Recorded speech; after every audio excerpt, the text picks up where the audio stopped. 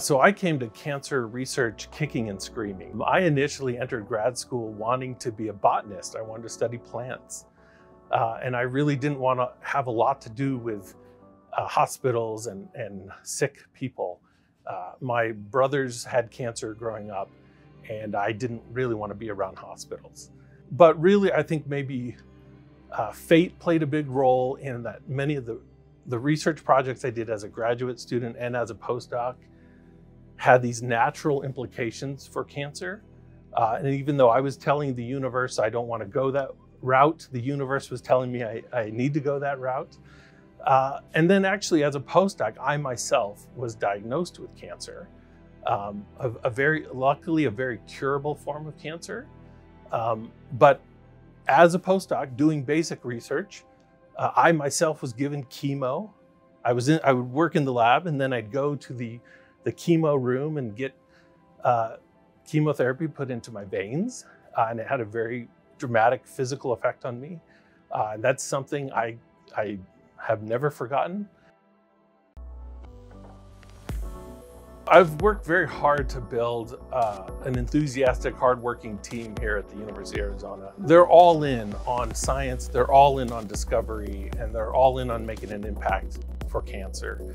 So in the Thorne lab, we're very interested in the fundamental biology of the lining of the gut, as well as what goes wrong in that tissue to cause cancer, specifically colon cancer. So there's three main areas that we focus on. We focus on just normal tissue homeostasis, so how the lining of the intestine maintains itself and repairs itself. And then we look at oncogenesis, so when mutations are acquired that cause the tissue to grow too much and form tumors. And we look at those early signaling events that cause that.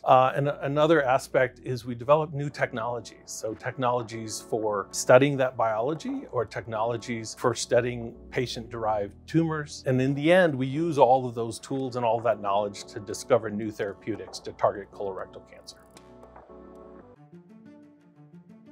So the Trends Gala has supported this research project and this drug discovery effort we have.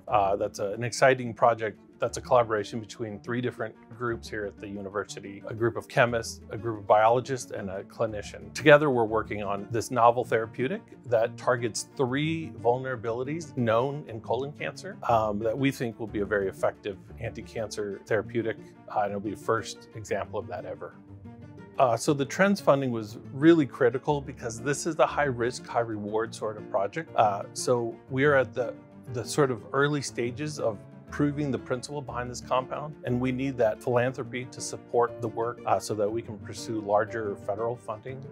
We need that foundation of basic discovery, but that also, with my own hands and in my own lab, we have the ability to take those discoveries and actively work to translate them to the clinic.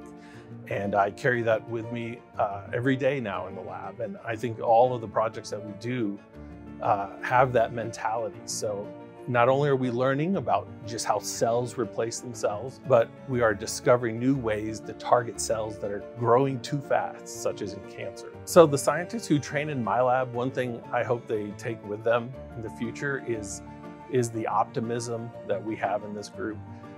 Sometimes studying disease, making progress is very slow. It can be demoralizing.